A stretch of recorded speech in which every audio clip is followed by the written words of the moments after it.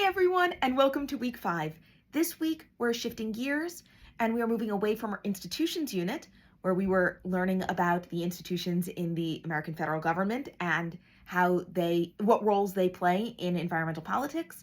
We're going to move away from that into case studies in environmental politics where we use a law or specific issue area and use that as a lens to look at environmental politics. This week, that's going to be the Clean Air Act. So we're going to look at the roles that the different branches played in making and enforcing and interpreting the Clean Air Act, as well as the status of the politics around it today.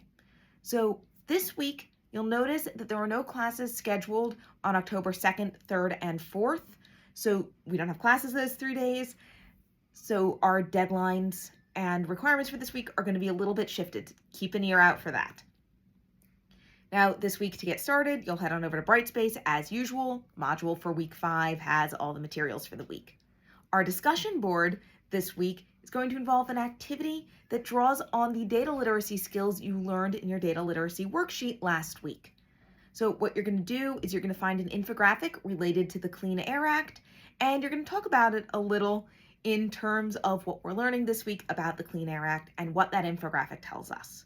So that'll be your initial post, and that's going to be due on Sunday. So not the usual Thursday deadline, will be due on Sunday. And you do not have to do any replies this week. Just post your infographic and your initial post. No responses are required.